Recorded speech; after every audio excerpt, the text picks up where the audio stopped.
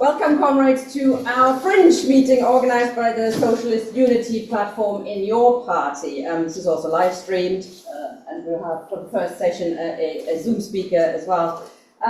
This is all a bit different and a bit last-minute organization because of how everything's been going in your party. So Ignacio, who was going to speak here, Ignacio, the comrade from Cambridge, he suggested this first session for our fringe to look at the many problems, one of the many problems that there have been in the run-up to this conference.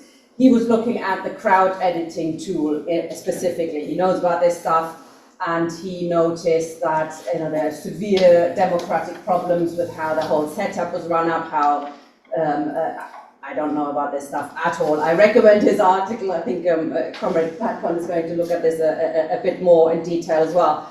But he's actually now in conference because he is trying to get through some of the amendments that were either ruled out or that are still sitting as drafts in the various computer files somewhere. So over 500 amendments have been put through to launch a conference. Just about 100 were actually dealt with. Most of them were disqualified for technical reasons, and others, didn't. As I said, most of them didn't even make it to the stage where we could endorse them, so they could maybe be heard at conference or not.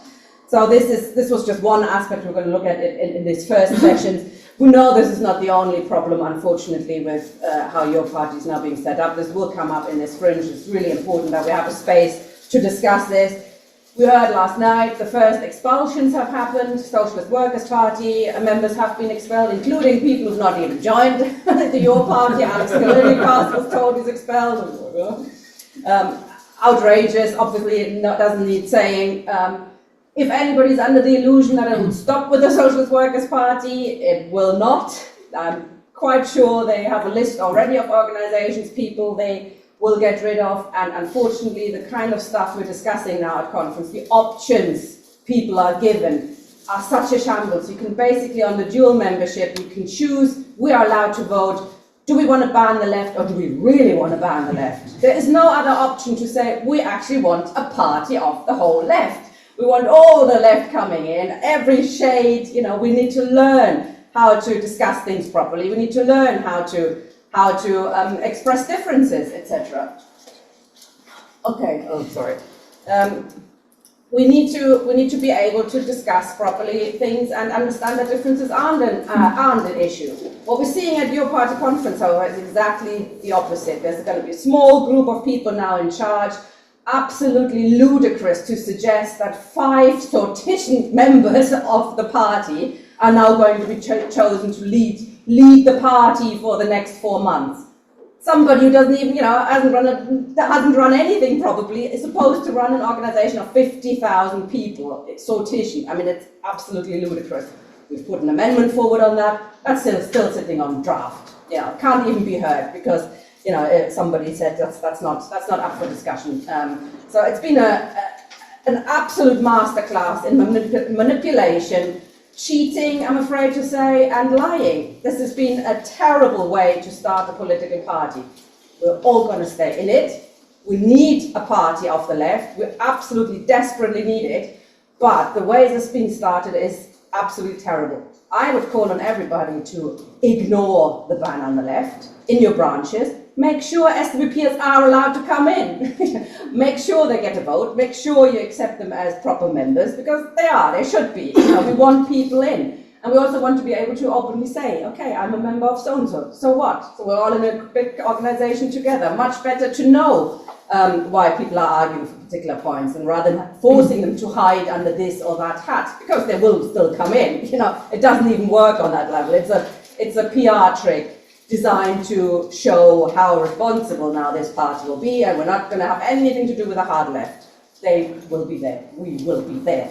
We will be in your party, even if you're trying to kick us out. And so the fight isn't lost. I think we will have lost. We have lost something quite dramatically this week. We saw one attempt, at least, to try and change the standing order. It's good for Ellie for trying.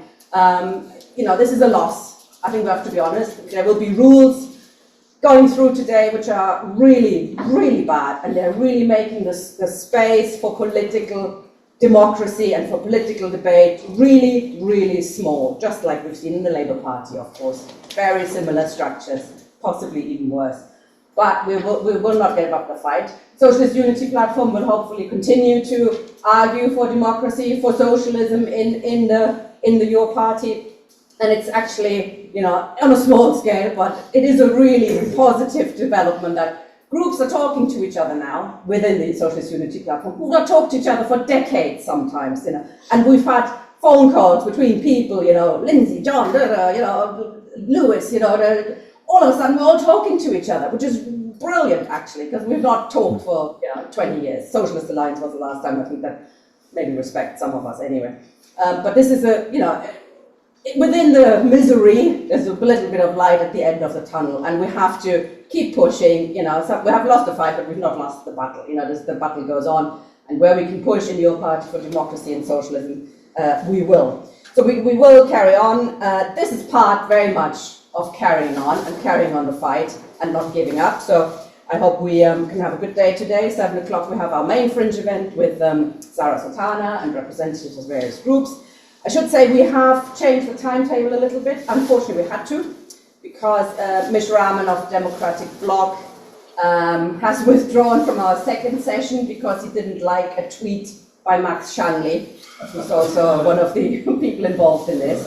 Now, this is, I'd say, in terms of trying to build a democratic space with different people having different views, not a good way to start it. So, Max might have said what Max might have said. He wasn't even supposed to debate Max. He was supposed to argue with Charlie, who's also a member of the Democratic Socialists. So he's not coming, so we've decided to change the structure a little bit. So the first session is going to be a bit longer now, maybe an hour and 15, hour and 30 minutes, where we're going to talk about online democracy, but also, how do we elect our leaders? Should it be online? Should it be in the branches? What's the different options, and what should we fight for? Because there are differences between the Democratic Bloc and the rest of us, I'd say. So we've changed a little bit, and we're now starting this session first with Patrick patcon, who's looking at the problems sort of with how digital democracy could work. I think you're a fan of digital democracy. So we're handing over to you now, Patrick. Thank you. Okay, sounds good. Thanks, all. Yeah, so I'm a community organizer first, even though I'm a technologist. We've co-founded this group in Toronto where we run civic hack nights, civic spirited kind of project nights, where we get together, have some food, 50 to 70 people every week.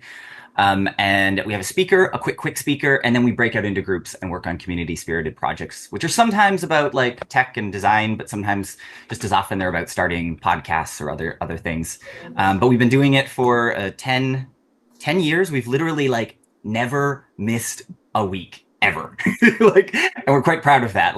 We say our bus factor is you have to murder 20 people to make our night stop, because we have very distributed leadership.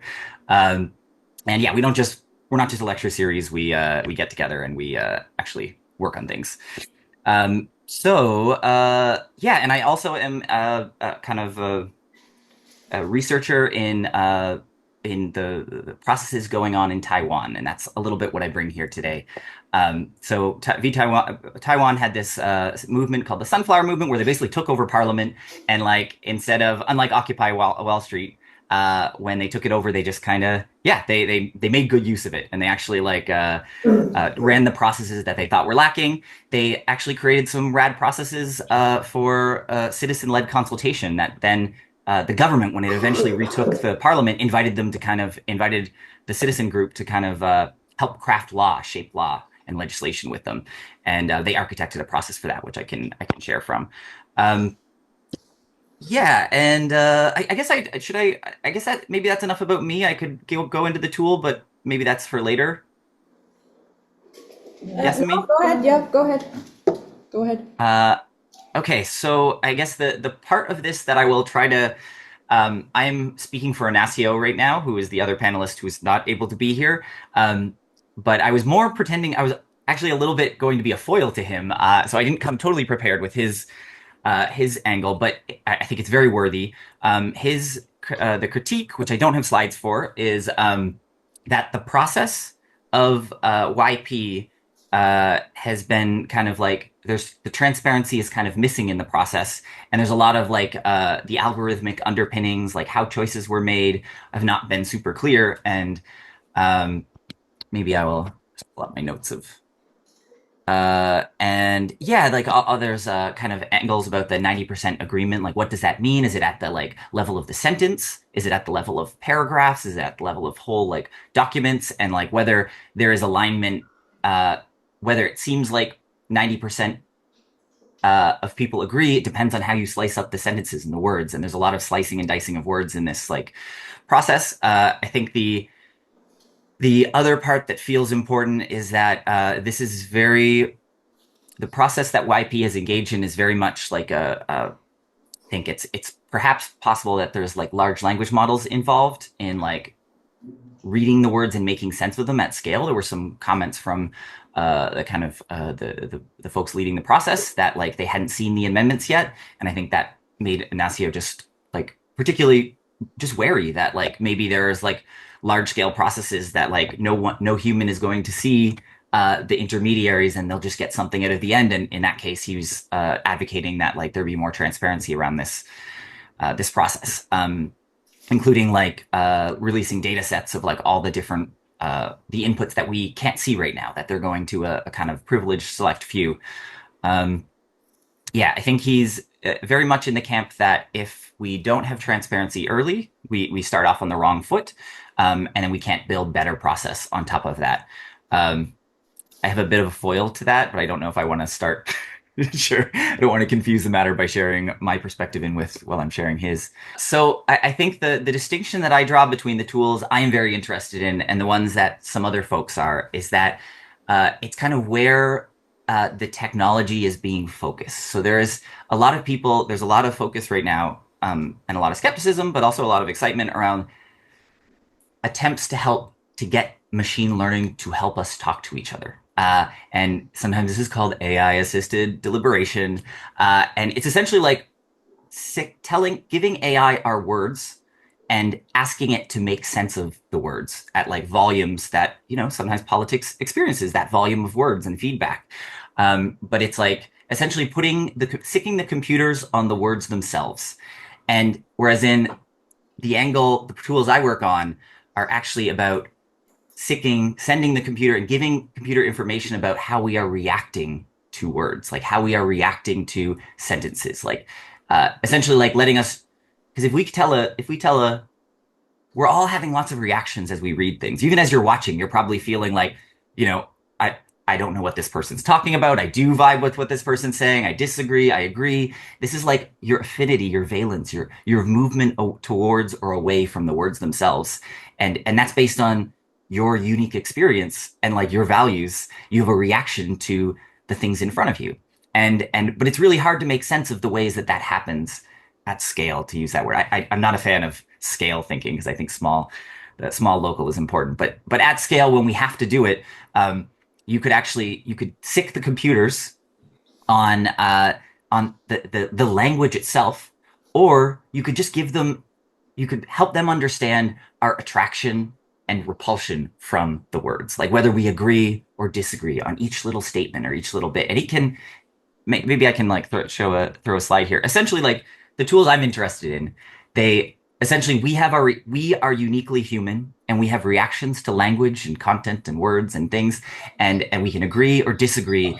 And the way that those patterns, the ways that we agree and disagree, are almost like they're very unique to us. Like they're full of contradictions. Like our humanity often lies in the ways that we agree with something and then we agree with another, and they actually don't make sense. And that's actually because maybe a contradiction we hold that is very unique to us.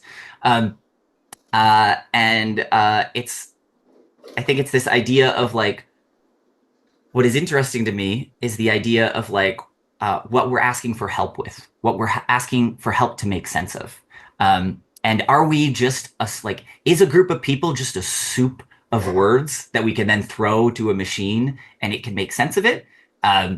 Or does it really matter how each of us, the landscape of how each of us agree and disagree in subtle ways, like sometimes together with each other, but sometimes in like unique ways that are maybe only like, maybe only a couple of us have like a certain contradictory set of views from a certain point of tension, maybe because of a complex identity that we hold, kind of a boundary identity of sorts.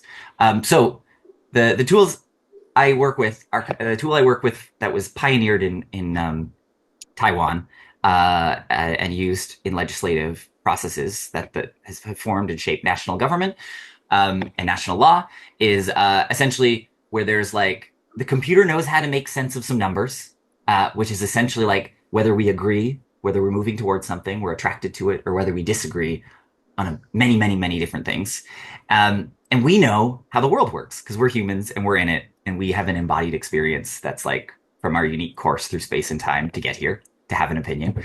And like the tools I work with, it's like it's about feeding the computer that can make sense of this perhaps better than we can, the agree and disagree information, our attraction and repulsion from things we see, sentences we see, and then having feeding that into the system, and then having it do work to make sense of it in ways that are hard for us, and then an interface for us to see what it sees a little bit better together. But in practice, this looks like a map. It's essentially building a map. And maybe I'll, the tool, to be very concrete, because I've been abstract to now, is that like it kind of starts, I'll just go through the pieces of it. There's a framing. It's like often a provocative question. This one is a transport lab that, and Yassamine, just cut in whenever. I think I don't know when to go to panel format, but I'll assume the tool is the grounding, and that will then move into the conversation. And I also very much welcome interruptions. I like normally try to read the room for when eyes are going dead, and it's very hard. So I'm like reliant on someone to like stand on a table and yell at me about, or for someone. Can you do another sort of 5 minutes maybe, and then we cut to Yasmin? Okay. That is perfect baselining. Thank you. So this is like the start of the tool. You get a link, you arrive here. This thing is running for a week, for 2 weeks. Perhaps it started at a live session, and then it's like the link has floated out to a larger audience to enfranchise more people. And you get there, and there is some instructions and maybe a provocative statement or a topic that you want to explore together. This is the demo one is a transport mobility lab during the pandemic, was like trying to understand like how is COVID changing. Sorry, this is a little like, this is a clear story in this one, but it's like a little, it's not super righteous, but it's like, making things work that are like hard. So how do we get like looking for feedback on like what people need for mobility in the pandemic? So when you get there, you see this kind of like a statement pop up that's like kind of, I don't know, like it's like a little swipe left, swipe right energy. But there's a stack of cards here, and each one has a statement that you might agree or disagree or pass on. And as you respond to them, more pop up. So you just kind of keep getting fed things. But as you're down below, you might, as you're responding to these statements, you might notice this little like map or a little chart down below. It's got some graph axes. I wish it didn't. It looks too mathy. But think of it like a map. And these are like little islands. And there's a blue dot, and that is you. And as you're responding, agree, disagree, pass to statements that like align with your sensibilities, and you don't need to explain them. You just need to vibe through it. The little blue dot will kind of move around, and it will eventually kind of settle inside one of these groups, in one of these islands, one of these blobs. And then down below, if you click one of the blobs, say you click, because you're like, oh, I got my blue dot is in. My home is in the B group. So what does that mean? And then you can actually start flipping through and seeing the statements that like this, like this will collapse airlines and international travel and spur the move toward localism, which will have a positive impact or reduction on. So this group disagrees. 70% disagree with this. So it's kind of basically like as you scroll through these statements, especially if it's your group, you kind of agree with all there's like high numbers of people in this group who agree and disagree with you largely. But you can also explore the other groups, which maybe you thought the world was us versus them, left versus right. But like this tool really shines at its best when it can show that it's a more complex landscape, that there's 2, 3, 4, it can show up to 5 groups. Together you kind of like can use this tool, and you can also explore it actually has a like majority opinion you can explore that shows the agreement, the kind of deep symmetry underneath the disagreement, the things that even across your difference, you still have that you agree on. And that's like important because we lose sight of that often when we, are really indexing on what differentiates us, especially in left circles. So in Taiwan, this was used in a really rad way where they actually put some incentives on, like, they were like, hey, some powerful people are going to be meeting in the next phase and you can't be there. Like, thousands of people are participating in this part, but it's going to be like a dozen movers and shakers in the room and you can't be there. But we're going to give you power over them. And how we're going to do that is we're going to, like, if over the next few weeks, as you're engaging with this, and I think I maybe forgot to, there's also a place to submit statements in this tool, which I didn't offer a screenshot of. But the proposal, the incentive that they throw down to all the many participants who are like kind of doing this mapping work, trying to make sense of each other and also make sense of the things that we agree together. They say, if you submit statements that the other groups agree on, we will force those powerful people in the next step to address what you have found. So, like, essentially anyone who really cares a lot about this process, they don't even have to think positively about the other people there. They could be like, these fucking idiots. Like, I want to trick these people into agreeing with something that because I want what I want, and I want the powerful people to have to speak to the thing that I see in the world. So what statement can I craft to get these other groups to, like, agree? And so this will float to the top and the powerful people will be held to this. But the trick is that in order to do this, I have to actually use the tool to understand who the other groups are. Like, I can't make a straw man version of the other group agree with my sentence. Like, I have to actually use the tool itself to understand the difference, to actually, like, shape the nuanced, like, find the kind of deep nuanced point that we do agree on. What's the essence of the thing I'm saying that actually straddles boundaries? And if I throw that in and I submit the right statement and people come and vote on it in the next few weeks, then it will bubble up to the top in the tool. And in an appropriate process, there's power in that. So this is a neat thing where you've actually incentivized, you've helped people empathize on the internet, which is like the holy grail. Like, it's really, even though people didn't, it's not even out of altruism, just to get what they wanted, they had to build a better idea, a better theory of mind of who they're trying to negotiate and figure out the shared path forward. They Are had you to okay figure out. Come to an end now, sort of slowly? Yes. I think I can. Yeah, I think. Just that these tools are about, essentially making maps, and they're decision support tools. They're not decision making tools. They're not. It's about, it's a thinking about these like maps, not elections. They're not ballots that you're submitting, even though it might feel like voting. You're really reacting and making a map. So it's more like the tool is more a map than a ballot box. It's a more cartography than election.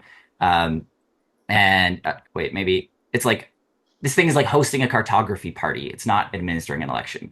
There's ways that we can actually make better maps. We can see, the more groups we can see, the more boundaries we can see. And the tension that exists in the boundaries between our groups is like, that's the work. That's where we can mobilize ourselves to, like, move forward together. And like, particularly, there's this neat thing, like, the more groups you can find, like, if you can like, it's so boring when there's two groups, but when this tool can tell us that there's more people here, that we're more complex, and that we can see who we are and we can see who the others are. The math of it is that the more groups we see, the more boundaries there are between us. And like, my kind of operating thesis is that if there are 5 groups, there's 15 different boundaries. Instead of just, if there's 2 groups, there's just one. There's one conversation we have to have. But if there's like 5 groups, 6 groups, more, if we can see that in a complex conversation, that means there's like, it's a combinatorial explosion of how many boundaries there are. And my thesis is, any boundary we cannot see together is probably a conversation we cannot have together. So it's really important to, like, visibilize and see all the groups that we are together in a state, and stabilize it. Anyway, I'll leave it at that. Thank you very much, comrade. Thank you. I'm going to talk a little bit about what your party was using, and then talk about generally the use of such tools. We were told that the assemblies, the text taken by the assemblies, were fed to a software that DIEM 25 potential group associated with Varoufakis was going to summarize these, find the points of agreement and disagreement, and people could then edit this online. That is the process, while we weren't allowed to see what was happening, who was editing, who wasn't. The tool itself is completely non-transparent. We don't know what it is. We are supposed to put our trust in the idea that because Varoufakis is behind it, and some of us might not have liked Varoufakis at the best of times, never mind now. But anyway, irrespective of that, we should trust this. This is a trust situation.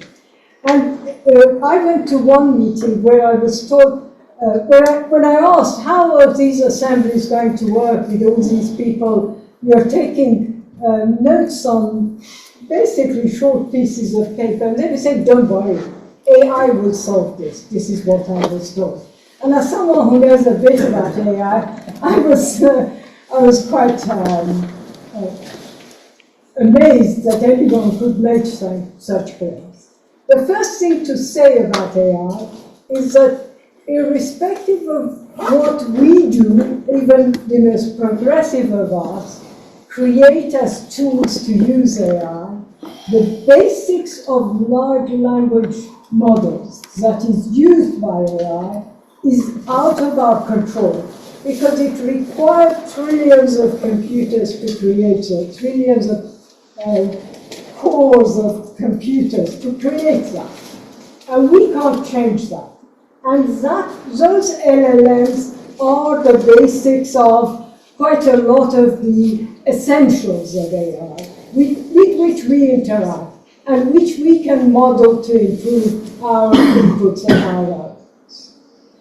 The other one, as patcon talked about, was the question of this 90%. There was going to be, the statements would rely on 90% agreement. Again, it's not clear, is it 90% agreement of a paragraph, a sentence, a word? It was all, I think it was, when I heard any of that, this was long before the question of expelling people was being mentioned openly by supporters of one faction. I came to the conclusion, this is a stitch-up. This is taking people for fools, making them believe in some magic that will happen. So I think the argument against that is obvious. I would probably say that one of the first issues that if one ever considers such tools, and we shouldn't deny them, we shouldn't be, I'm personally not someone who say, oh, there's this big threat of AI, let's keep out of it, let's do everything just by humans and so on. AI can help us, but we should be very conscious of where it can help us, where it will be against us, and how we can use it. To be fair to patcon, I have looked at Pollitt. The main thing I would say in its advantage is that it's open source. Now, when something is open source, it allows any one of us, or at least anyone with some knowledge of Python or something else, to be able to check it, to see how the code was written to do this. And therefore, that gives a level of, if you like, security to that tool. I think it has other advantages. It isn't a simple multiple choice, as was explained. So it does let people actually enter more comments, more sentences. And that is important because we don't just have positive, negative. We have, if you like, expressions beyond that. It's also, it has some of these structures can't detect any similarity between various tools, while this can, and that again is an advantage. Transparency is important, so everyone should be able to see what is going on, and again, that viewing, which is completely opposed to YP, where you couldn't see who else is editing, you couldn't see who else was saying anything, does work. And my understanding is that it's currently being tested on large numbers, so hundreds of thousands have used it, and that does make it quite useful. What I would say is not just about this particular tool, but generally about using such instruments, such tools that, as I said, can be helpful, could be complementary to what we use, but are not in themselves the answer to all our problems. And some of it has to do with, to start with, there is a bias. There is inevitably a bias once you use such a tool. Anyone who's more familiar with using the internet, using forms, using online, is at an advantage. Sorry.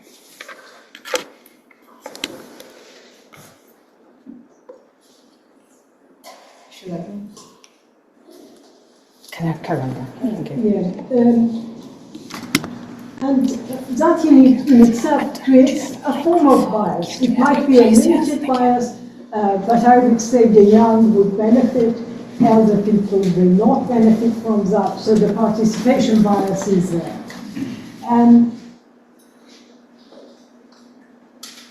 Because the statements are generated by participants in many of these tools, the quality and relevance of the ideas will depend very much on how people engage with it. So we will have different ways in which people actually are involved.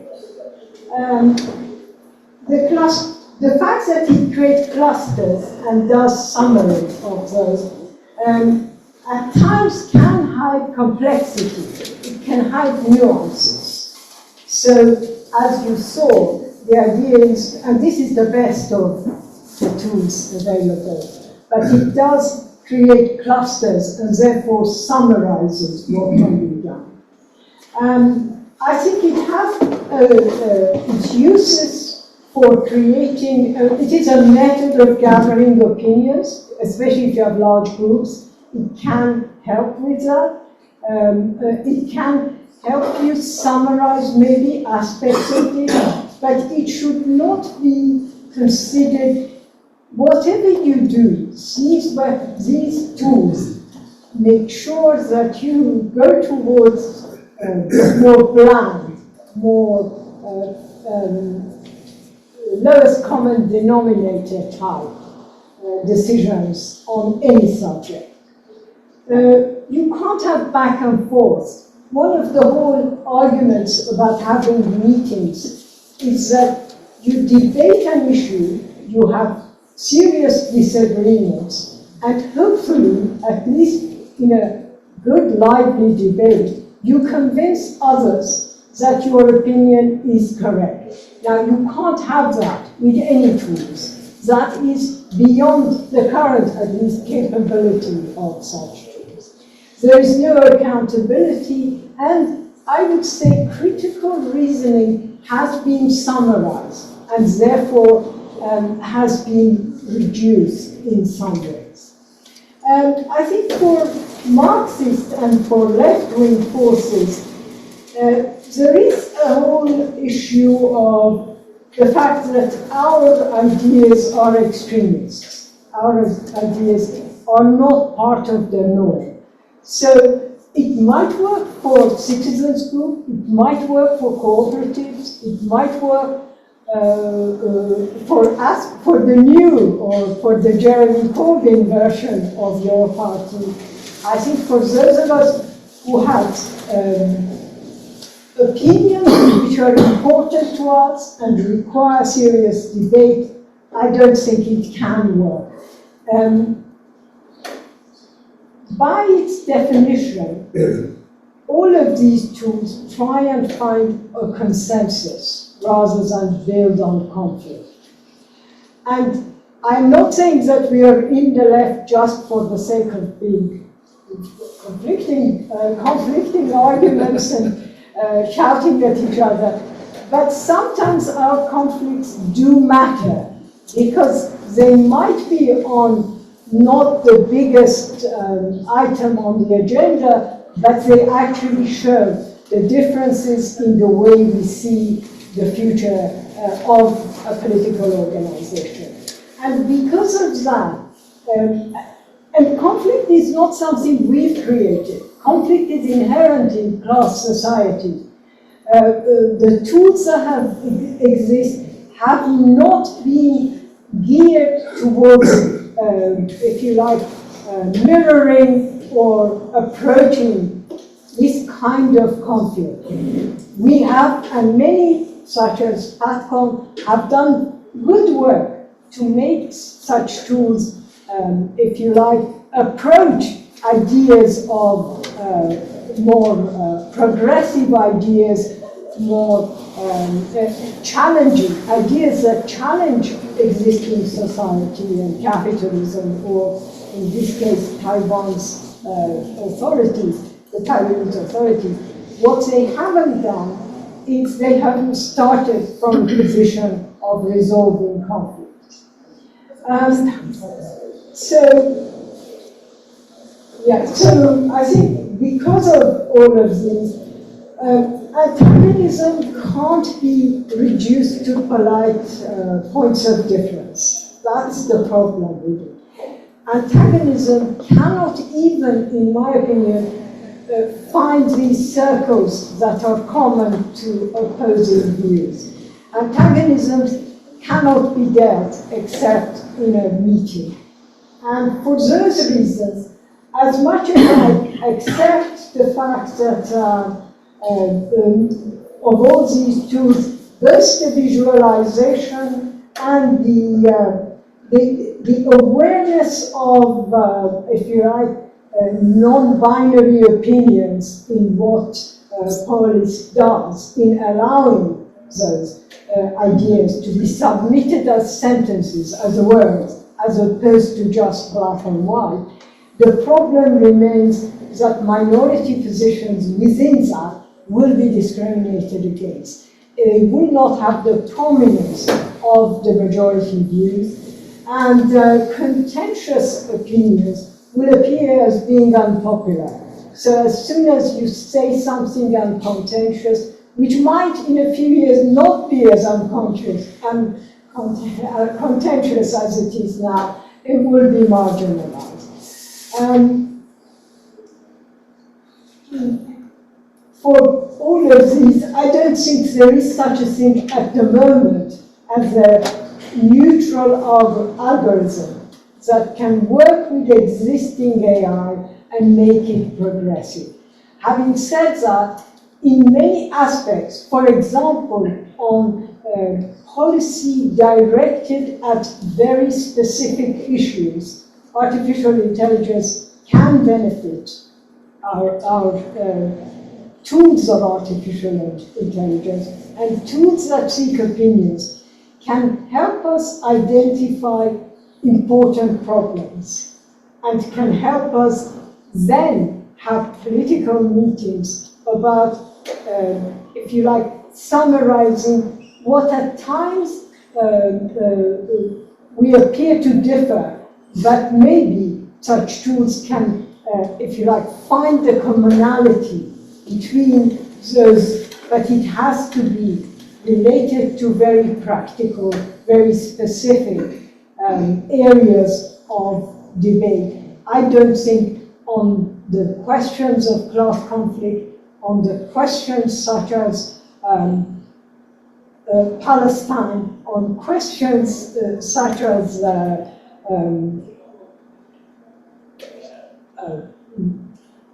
abolition of monarchy, they can play a constructive role because of the way we want to debate such issues. Thank you. Thank you very much. Yeah, so first of all, I'm Charlie Porter. I am from Democratic Socialists, your party, and I'm a member of RS21 and Marxist Unity Caucus within. First of all, whilst I hadn't prepared to talk about digital democracy, I'm a bit of a Luddite, so this may be sort of made up on the, but my debating partner isn't here. We're going to talk about leadership elections and how they should be conducted instead, so I'll probably touch on that as well. First of all, I will say that we can currently do some online digital democracy if we want. The voting is now open for the for the sort of do we want to say we're socialist or not question, and some other ones about this sort of political statement. I do know that we haven't been engaged in that debate, we haven't been watching it, and yet we've got as much right to vote as anyone else who's been in the room engaging well in whatever sort of sham debate that's got going on there anyway. So Democratic Socialists of your party will say what we are, we're a group that set up when your party was sort of launched. We're pushing for an organisational form that is truly democratic, staunchly socialist, and its more tendency internally representing the diversity of the left, and recognising that open factional debates across different tendencies, different sort of theoretical bases, and working through those together is the best way to unite the left and actually start winning some things. So I'm going to talk a little bit about the actual experience of political parties using these sorts of digital platforms, touching a little bit on Podemos in Spain, which I'm sure most of you will be aware, but was a sort of fairly successful political party that came out of the 2014 sort of protest movement and after Occupy Wall Street, and that sort of general surge in social movementism that came up in that area of the anti-austerity generation. Podemos managed to Podemos was set up under the sort of charismatic leadership of the political scientist. Yep, it's fine. Political scientist called Pablo Iglesias, and they eventually won sort of became part of the governing coalition with the Spanish Socialist Party, and the sort of leadership of Pedro Sanchez. The thing that Podemos did differently, that managed to sort of mobilise this group of disillusioned voters or non-voters, move into sort of electoral politics, was sort of harnessed through digital democracy this social movement energy that had been built up. They specifically talked a lot about austerity in Spain. I remember there was a fantastic demonstration of people burning their mortgage agreements because they became unaffordable, burning rental agreements as well. And they harnessed a lot of that through this very participatory democracy. So they reframed sort of political debate around housing, around work, around social justice, and offered a political alternative and broke through Spain's sort of stodgy two-party system. And I think a lot of that kind of resonates with what we're trying to do with this sort of insurgent left-wing party that's break through the sort of right to far-right hegemony that's taken over Britain. Other movements did similar things. So the Podemos platform, I think it's called Participa, and it was used to gather people's thoughts and votes and things. But the issue that with these sorts of, at least my sort of understanding of it, again, I wasn't entirely prepared for this specific talk, but these sorts of platforms, they are, as we've seen with your party as well, the questions are set by leadership.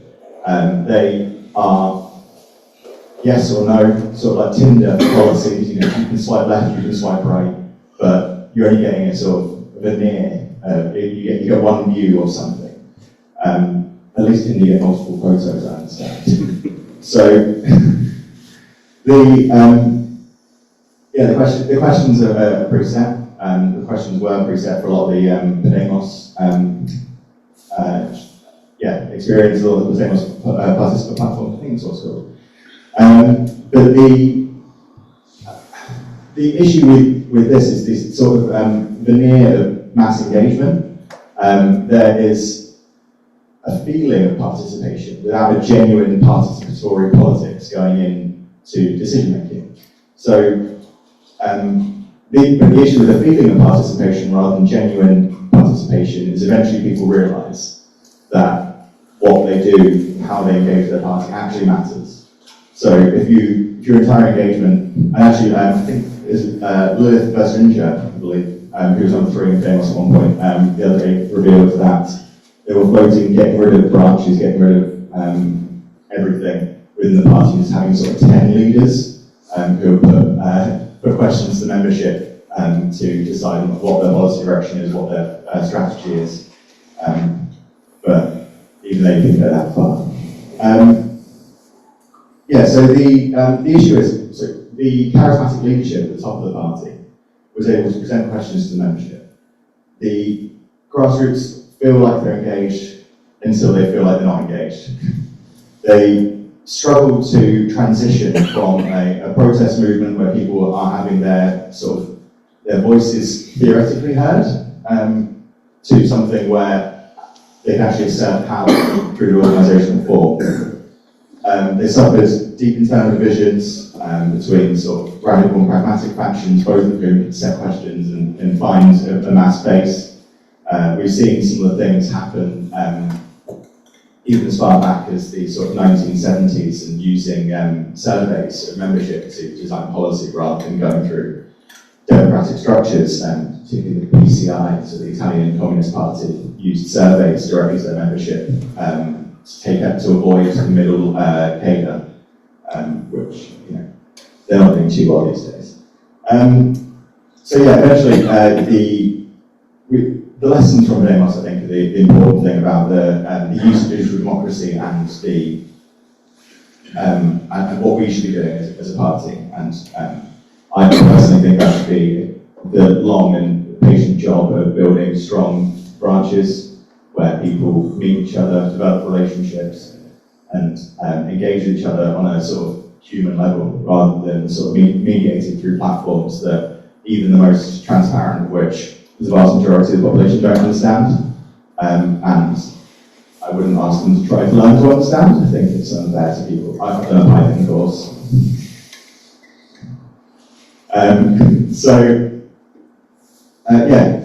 The strong organisational forms mean that when you do lose some of the energy, some of the insurgency within a party, that they've found that there's a resolute base to carry on and to store and articulate different social movements and different antagonisms and different, ultimately, different politics that can only be sustained for so long when there's certain points of energy and explosions, and like the anti-austerity movement in sort of 2014 in Spain. I think the other thing as well that we were talking about is this question of leadership elections and how you select your leadership. So my biggest concern with the sort of direct election of leaders is similar to the general policy production and programmatic questions, is the separation between the base and the leadership is entrenched when that happens, because the leadership has a mandate directly from the base, but the base don't get to decide policies, the platform that the leadership are running on. So in particular, I think you look at work of Paolo Gabaldo, in his book, Digital Parties, talks about the tendency for digital parties and these digital platform parties to produce figures called hyperleaders.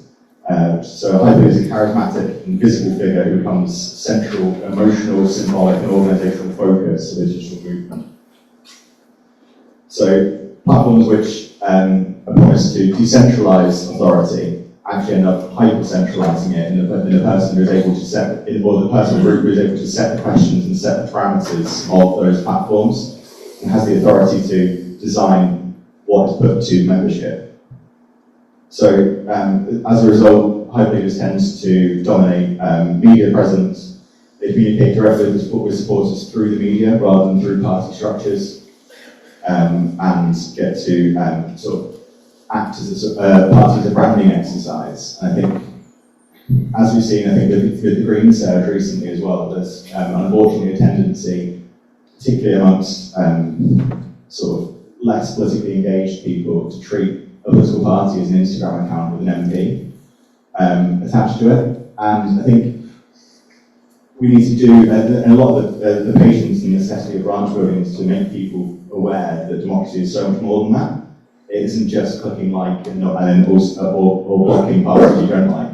It isn't just sharing sort of a message on an Instagram story. It's actually designing what is going and arguing what that message should be. It's a step removed from the sort of the outcome. Sorry, I've actually been typing during this thing. Yeah, so we Yanis Varoufakis was mentioned actually. He's been talking a lot recently about techno-feudalism. I think in Democratic Socialists, we said a lot, we want to build a party republic. And instead, I think if you over-rely on these technological platforms, we end up building our own little reborn feudalism. We have petty lords who can decide the parameters of political debate and political engagement. Whereas a proper grassroots branch structure where you can bring a motion, you can argue about a motion, and you can have and actually push it up to leadership rather than receiving questions from on high, allows for a sort of a truly democratic party that, rather than having the veneer of democracy, which eventually people realise and disengage, leads to a more involved, more clarified political programme that actually can start to build power. And ultimately, I think democracy, in a lot of these debates, a lot of these discussions, particularly around digital democracy, people start defining democracy by the processes rather than by who has the authority. Democracy is a question of power, and the processes facilitate the exercise of that power. So ultimately, we need to be asking who holds the power in these situations, and I don't feel personally comfortable with yielding any of that authority to technological systems that, at best, are complicated to understand, and at worst, completely closed off to an ordinary member. Cheers.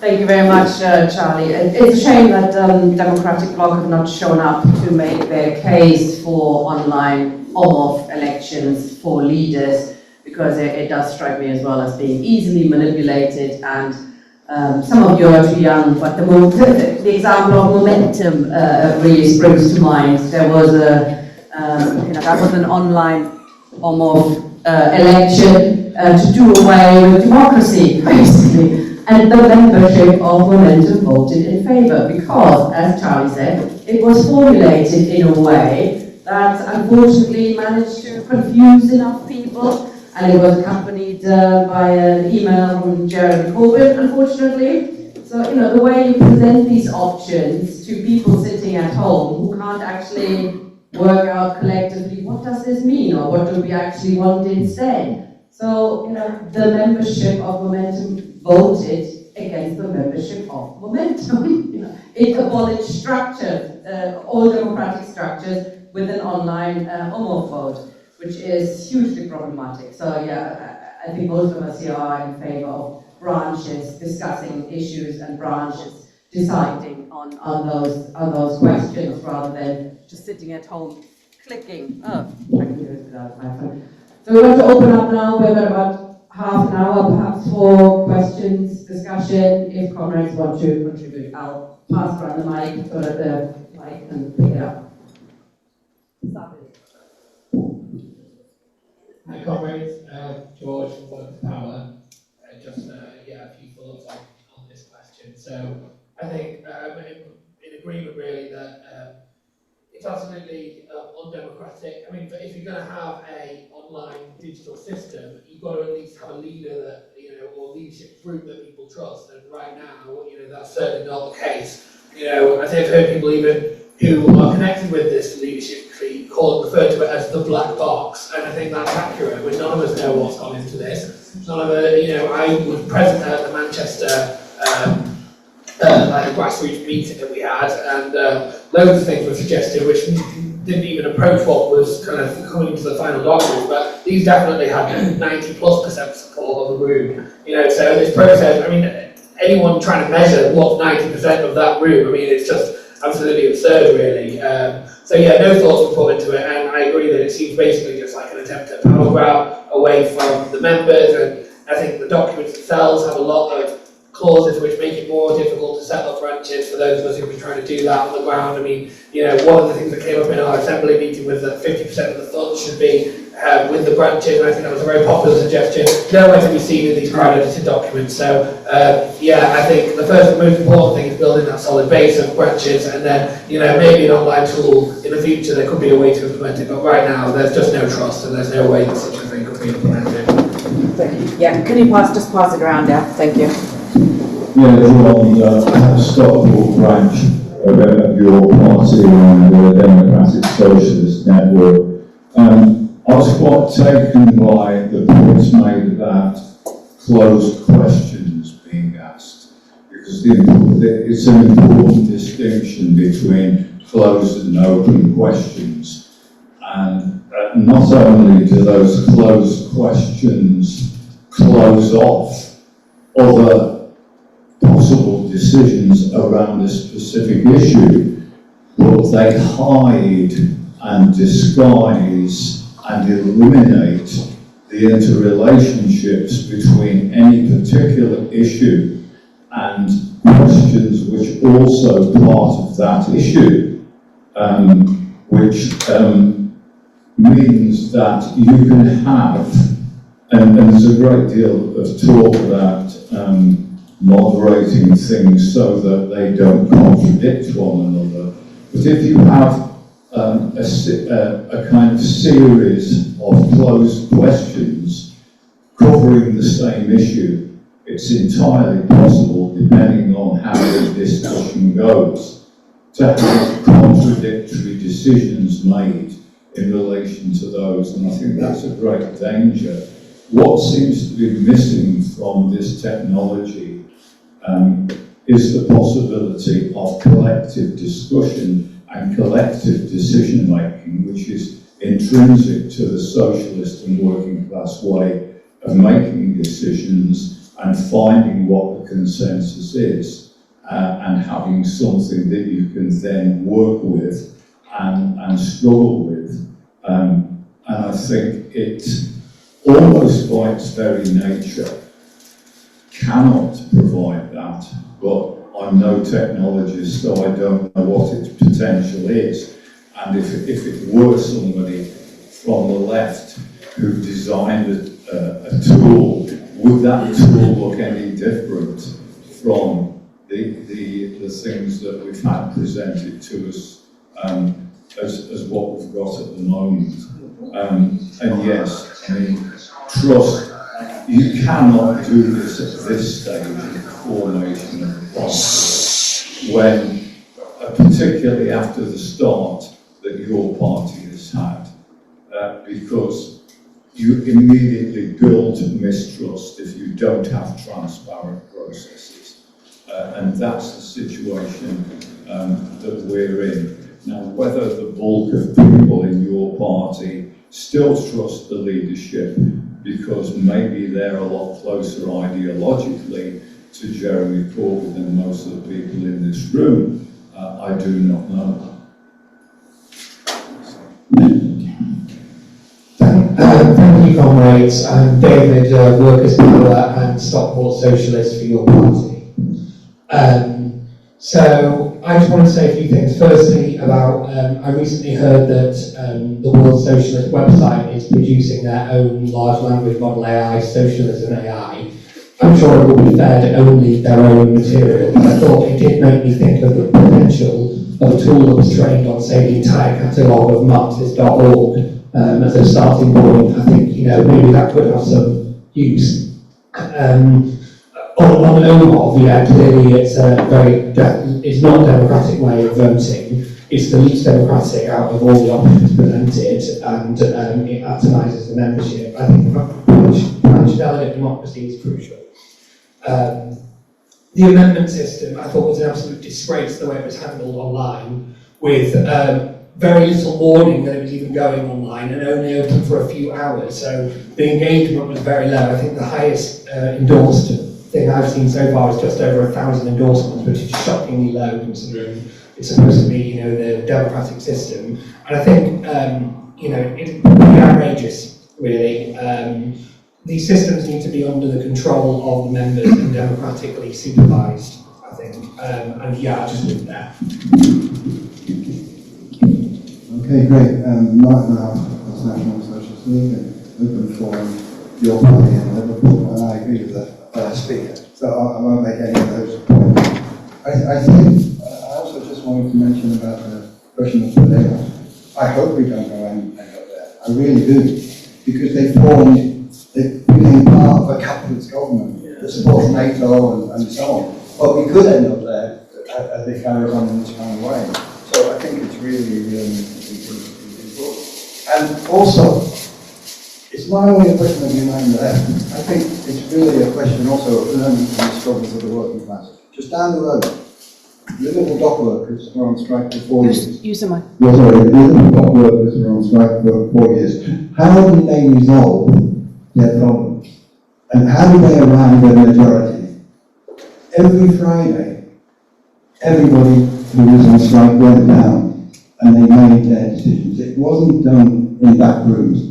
That there was a leadership. It made their positions and they put them too. And sometimes there were big arguments. In fact, that meeting was open for anybody but an office would vote. Now, I know this is a political party. It's not exactly the same. But the real traditions of democracy inside the working class are established in order that they can move win their disputes. And I've just come back from Italy, the International Network of Solidarity and Struggle, where they had 183 delegates from 4 different continents, from hundreds of different unions. So, how was that done? Well, it was done in a traditional way, inside the conferences. You had your sub-meetings, but they came back and reported. So what you have, I think, in your party is a reformist leadership. Is it a surprise what they've done to me? No. That's what it's a parliamentary method. All these backroom pushing people aside, covering up and lying and so on. They're ingrained. So that's going to continue. So I think it's so important, as others have said, that building up the branches, absolutely open, absolutely democratic, and let's fight in that way, because it is going to be exposed to fight. Absolutely. And could they have done something different? Absolutely. But their minds are parliamentarians. So, in a sense, had other people been there, yes, there could have been a difference, but it wasn't in that. It wasn't going to happen that way. So, thanks very much.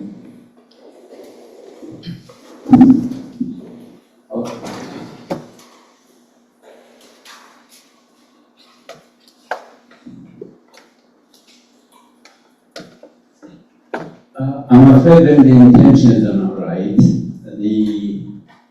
There is no tools can be obviously misused and facts can be distorted. There's no doubt about that.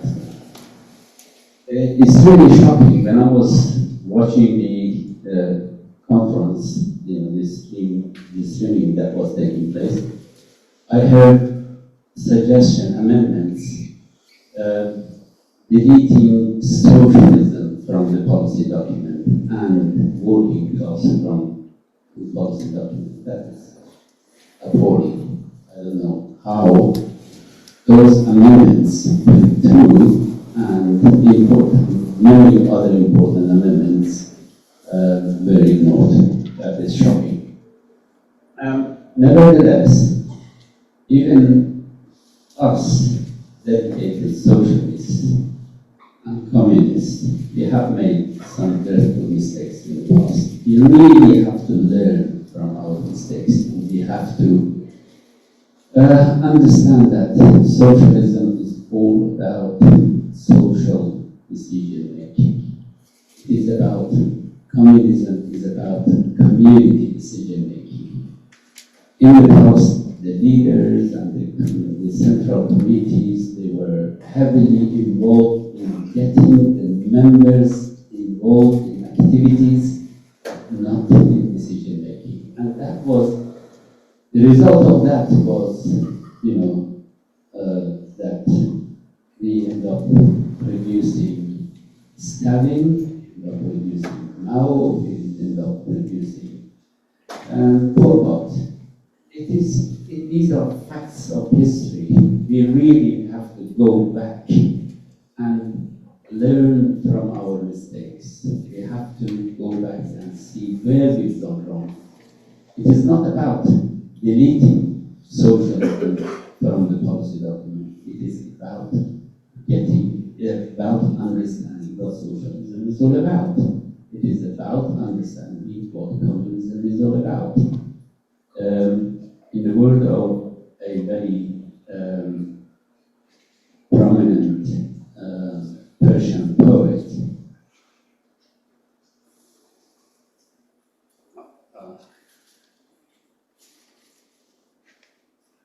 we must wash our eyes. We must learn to see differently. We must not simply discard our terminologies. We must cleanse our terminologies. Thank you. Thank you. Well, wanted to speak. I'll bring it up.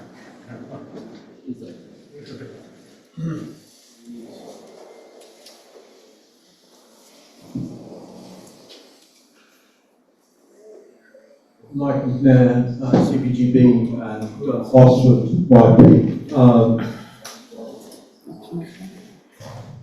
I had a point which was addressed to the first two speakers, to Yassamine's point and to patcon in relation to crowdfunding tools. And it was clear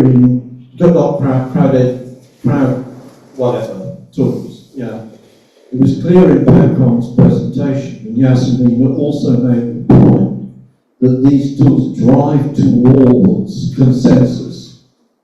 Yeah? That's fine as long as the problems you face aren't intractable ones. And the UK is classic. UK politics is actually a classic example. The UK is in the shit, and the consensus of the Tory party, the Labour Party, the Liberal Dems, Reform, doesn't offer any ways out of that.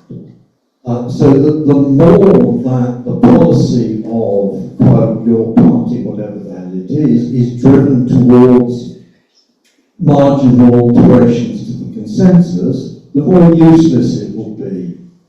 We need something which proposes policies which are way out of the range of the consensus. Second point,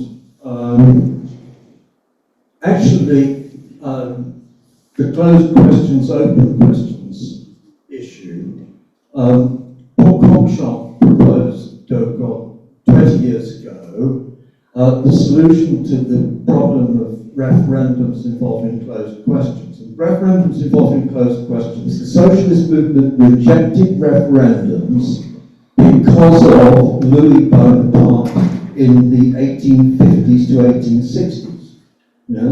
We knew that closed questions and referenda were anti-democratic. It's just that the left has lost sight of that in the 2000s. You know? The open question, Paul Cockshott said the answer is give everybody the right of initiative to propose a referendum. I responded to that in an article around about the same time. Okay, so in the morning I open my inbox and I find 20 million referendum proposals waiting to be voted on.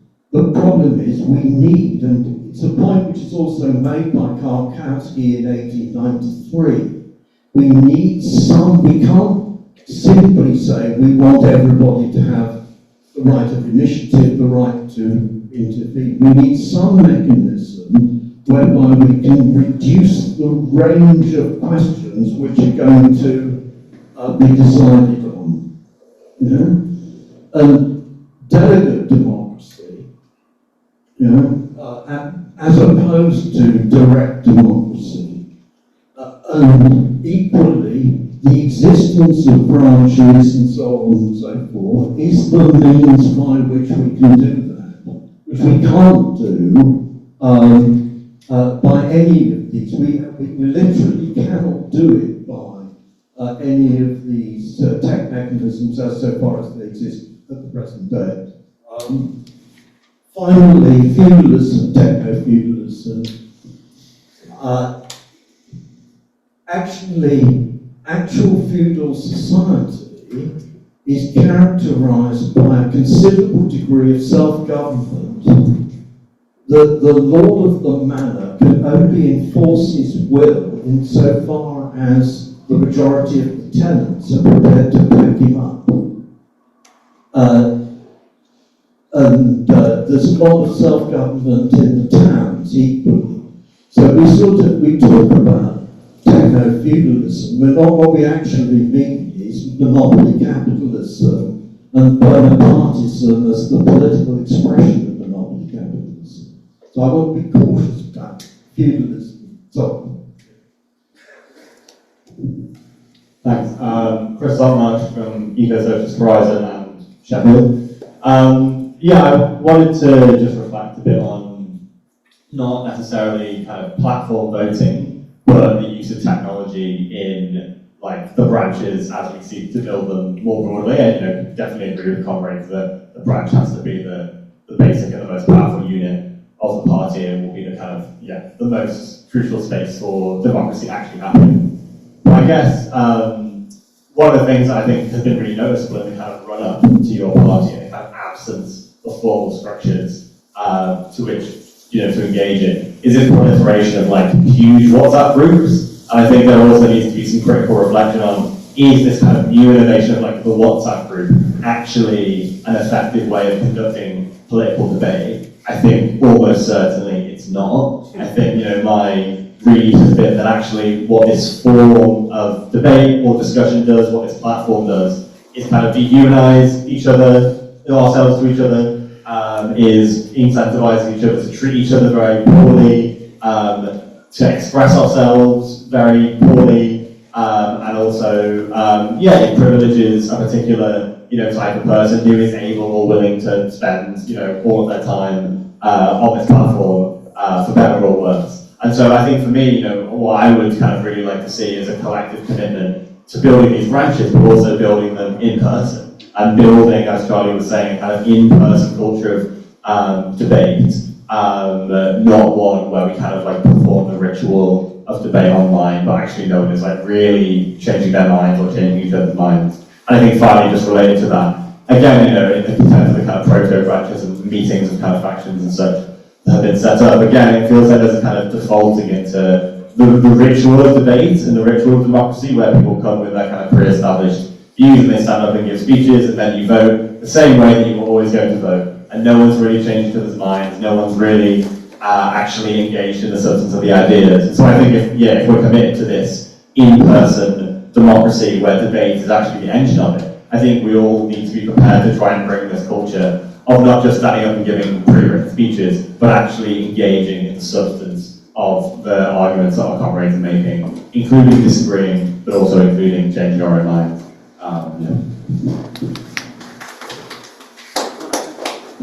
Hi, I'm Joe Clough, Stockport Socialist for your party. Yeah, I've definitely been like all WhatsApp town like last 2 months, so I would agree with that speaker. And I think one thing we also need to think about is the use of like the hybrid model in meetings and the technology that that brings. I think, yeah, what Chris was saying is important, that it's important that we do have in-person meetings where we are discussing things in person. And like, I do appreciate that for a small number of people, like, they do find it difficult to get to branch meetings or prototype branch meetings. So the idea of like hybrid meetings often like provide... Can you speak in the microphone properly? Oh, sorry. So hybrid meetings are often proposed. I think in the documents what I've gone to the conference this weekend, it's saying we should all endeavour to have hybrid meetings. But what I found in the past in previous groups, such as Trades Council, is for the majority of people who do choose to engage via hybrid, there's not a particular strong reason for them to be engaged in hybrid. It's not because of got childcare issues, it's not because we've got a disability, it's just because we can't be bothered really to go to the meeting. So having that structure does like encourage and incentivise people to just stay at home and have one eye on the telly rather than like properly engaging in the meeting, properly engaging within debate and having conversations around the meeting as well. And it does tend to get a bit of like big polarisation of like, oh, we're at home and we're not engaged in like what's going on in the branch and also like the activities that the branch is doing, but we're quite happy to like vote yes or no for what you people in the branch like and the committee like what you guys should be doing, rather than seeing it's like a collective endeavour that like we should all be doing. So I think there's a tension there. Like I recognise the importance of accessibility that like the hybrid model brings, but I think it largely does like more harm than good. Thank you. I think okay, going to bring it back to the main speakers now. Or is it a really important second point you want to make, John? Just a quick response. Go on then. I'm not sure actually about whether hybrid atomises people and takes people out of the collective discussion. I think that since COVID, large sections of the left have had a fairly intensive experience of Zoom calls, and we do have good collective discussions. We do have detailed presentations at the start of the meetings.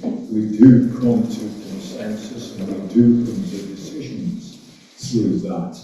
And I think for a large number of people, in fact a greater percentage of people than in the past, are not used to the meeting culture.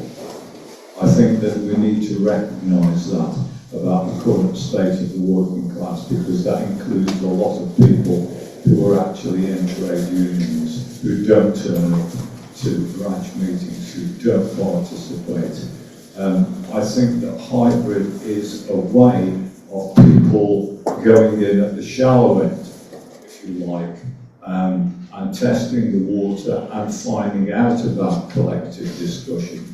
Because it's not just the left, it's the working class as a whole that has to relearn and reacquire some aspects of political culture that have been lost through 4 decades of neoliberalism. Thank you, John. I'm bringing it back to the main speakers now. Shall we start with patcon here? So a maximum of 5 minutes each, if that's okay. Over to you. Yeah, I'm glad I was taking notes. There were so many good comments. I guess I really am interested. I love this. The person who brought up closed versus open questions. I think there's a model in facilitation called I think it's Sam Kainer's Diamond Participation, which essentially says like all these processes we're diverging. Like the healthy processes, we want to we start at initiation and then we're actually inviting lots of complexity and divergent views. This is like all ideas welcome, bring them in. And then we get up to a point in the middle where there's like we're at the peak, and then we have to start closing them off, because like to decide, we have to start discarding options. So like there's this like essentially this almost like intertidal like time, like many ideas, every idea is good, and then like collapse and expand and collapse. And that's like a very like, it's very akin to ecological systems. My background's biochemistry, and that's like a flow in systems. But like what is interesting is that the way how much we can expand, how much we can open the question is very much a product of our tools, both our social processes and like maybe some tech stuff, but tools in the like loosest possible sense. And like I think it's really neat because like if people don't have the right tools, they're actually rightfully terrified to invite too many possibilities. Because like once you expand possibilities, if you care about justice, if you care, like you can't just discard them arbitrarily. You have to like have a process to discard them. And I think a lot of leaders who have like learned, you know, they're trying to protect the group by essentially being like, we're not going to open it because I've done that before. And that we don't know how to close it without like tearing ourselves apart. And so they essentially never enter into this zone of tension, which in the diamond, it's called the groan zone. And what I understand the tools that I work on and why I get excited about them, Polis, is that it's essentially guardrails on this like this zone that like people have a lot of, you know, I want to say like there's real lessons people have learned about what happens when you open possibilities too much. And I think like sometimes people think they're drawing a conclusion about the world when they're actually just drawing a conclusion about the social systems, the tools they had at that point. But I think if we can have digital tools that help us bring in more complexity and also fairly and equitably close it, you know, like, and I think what's neat about these tools is the way that they draw the maps is like, if there's no coherent group that believes something and is showing up in the map, it's kind of like there's a little bit of a math of it that says, you know, if there's going to be a very small minority group that's very coherent and it won't get disappeared out of the map. But if there's no coherent group, it just doesn't show up as a contingent in the like, and so there's legitimate reason to not elevate its voice, you know, but if there is a coherent small group, you want to elevate it because that's, you know, that's important in the process is to not suppress minority voice. And someone mentioned consensus building. And I just want to say, I used to think of this tool as consensus building. I now think of it as difference stabilizing, which feels more aligned with like I think any tool that I really truly want to work on, I don't care whether the right has it. And I see a lot of like protecting of political tools, like, oh, we have this thing. I think if we're building the right tools that are for the ethos of the left, the complexification of the world, we want to we want to work through complexity and find the simplicity on the other side of it.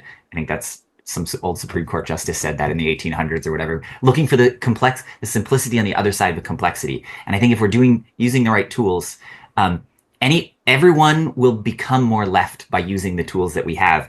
And I think, so essentially like if we, but sorry, to connect it to the stabilizing difference, the progress and the movement happens at the boundaries between all the groups. That's where the tension is. And that's where the left does its work to resolve that tension, to find the shared path forward. Every process has to reduce complexity somewhere. And I think that the ones that feel unjust to us, I think on the left, are the ones that reduce it in what maybe we would think are the wrong places. And I think that's perhaps more conservative minded to like reduce things to like in certain sorts of places. Essentially like it's not important to consent on things necessarily, to have full consensus, but to like create systems that stabilize enough difference where we can all like see who other people are and be like, okay, that's all right. You're not this scary monster of an other, but I see the corner that you have. And if I need to pass through it and bridge in some moment, I can do that in a dispassionate way. So it's like stabilizing complexity, and also, what was I going to say? Yeah, I think like there's something about the more groups that we can stabilize at all these different points in like these maps of like, you know, our values, like we're all bridges to each other. Like in these maps, the land is people. It's people who hold perspectives and they're in a neighborhood of people like them. And the more continuous a map we have, the more people we can pass, you know, and pull the wisdom from that part of the map into like our domain. So it's actually about kind of creating this, like, instead of this like, you know, desolate Galapagos of little like islands of perspectives that are like have full oceans or galaxies between them, whatever metaphor you want to use. It's about actually having enough groups at all places where you can like get the path to it and have the learnings from, you know, the things that they're learning at their boundaries, at the edges of their groups, that they're like in the middle of their groups. Anyway, I'll cut off there. Sorry, I'm speaking with words, but it's a very spatial visual thing. So I'm sorry for dragging you all through that. Thank you very much, Comrade. Thank you. Okay, then next to Yasmin, please. Yeah, just on the collective issue. As I think patcon would say, that they claim theirs is a collective decision-making tool, partly because of the way they involve not just yes and no, or positive, negative, they allow sentences and so on. The problem, and there is a whole series of arguments about what is called neutral clustering algorithms, right? And the neutral is supposed to help us, or be more geared towards the left than usual tools. There is a problem there, because such algorithms remain based within social relations, existing social relations. So I think in a post-socialist, in a communist society, such tools can be used in a very different way and in a very positive way. The problem is the current the dominant social relation. There are a couple of things I would add. You can't really discuss politics in terms of measurable preferences. We don't have that kind of measurable preference. We have quite strong opinions, and we have our opponents, and that's where it fails, because it's built for preferences. At times, it can interpret marginal views as norms, but marginal views don't always stay marginal and can have very good reasons for being marginal in a capitalist society. Political conflict can't be reduced to statistical differences. That's another aspect of this. In a way, it's slightly different to the others, because here we are talking about statistics. And at the end of the day, you can't have data points about politics, is my opinion. Having said all that, I think there are tools, including Polis and other tools, that can help the left prepare for meetings. For example, you have a very large number of issues that have to be discussed. And with the individual, not just the software, with complete transparency, you can decide what are the essential issues to be discussed today. That is a possibility. So the agenda of the physical meeting can be done with help of AI. And I think at times, and I have been in meetings where this has happened, because subjects are not discussed in a correct order, different opinions are expressed at different times. So you can ask an AI to cluster these together. Don't change them, don't decide for me, but through these discussions, for example, let me give you a practical example. So, say you are debating whether there will be a transition, what are the relations between transitional demands and the minimum program, right? And they are discussed at different stages of a meeting, and no minute writer can cope with all of the complexities of these ideas keep coming at different times. You can ask an AI tool and say, put all the debates about the issue of transitional demands and the minimum program in 1 or 2 paragraphs. And that can be done. And that is helping you to summarize this meeting much better. But if you tell the AI, write the minutes for this, don't ever expect even one paragraph that makes sense. Because of the LLMs, it will try and find a consensus that fits the liberal middle bourgeois ideas that the LLM has been given.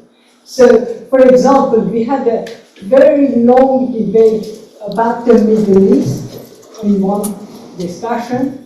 One person, and only one person, mentioned Ukraine in the middle of that. Right? And the AI deliberately asked the AI to write minutes of that. And it had put far more emphasis on Ukraine than about an hour and a half discussion on genocide in Gaza. And that is what is wrong with LLMs. Because whatever we do, we are relying on the LLM's basic knowledge. And DeepSeek, despite its Chinese origin, is not better, because in many ways, I assume for practical reasons, they have copied some of the LLMs from the West.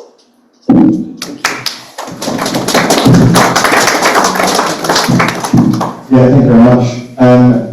I will quickly respond to some of the points, if that's okay. On the question of techno feudalism, yeah, I agree. I was using Karapakis' terrible definition of feudalism. Anyway. On the question of a tool trained exclusively on Marxist.org, I know plenty of those. I can introduce you if you like.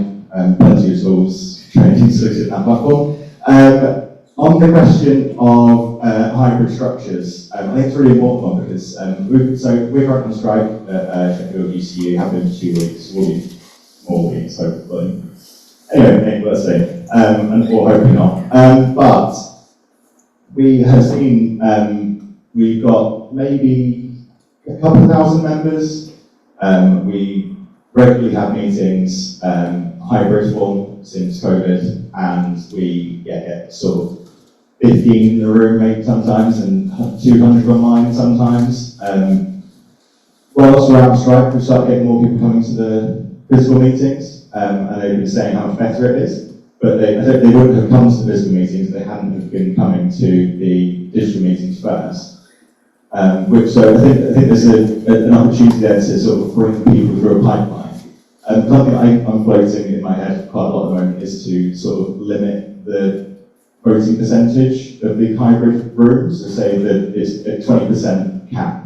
So you've got that space of people who genuinely can't make a meeting, who still want to engage, who still want to vote on things. But if you've got 100 online and 50 in the room, the 100 online still only have 20% of the voting rights, and the rest of the room is sort of, I don't know, something I've been thinking about, just trying to work out these questions. I'm also deeply worried about the sort of trends to people engaging online and sort of thinking that's a one-to-one replacement.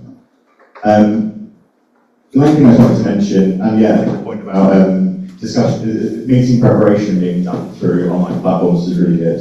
I think that's where I don't think it can replace sort of a more formal, traditional meeting structure, but certainly it can support it and make it sort of operate at its most effective way. The thing though, I'm not sure if the closed versus open questions is actually where the real disagreement is. I think if I want to do something with my proto branch or in my union branch, I don't bring a question to the branch, I bring an answer. I bring a motion that says this is what we should be doing, here's the answer to the question that I've also defined. And then the room discusses not the question, but the answer. So we bring amendments which change the answers to the questions that we define. So I think if we want to make our questions better, fantastic, we can do that through online platforms. But the answers, what we actually, how we normally engage, and we shouldn't be flipping that on its head, because I do think that changes, because the answers then have to come from leadership.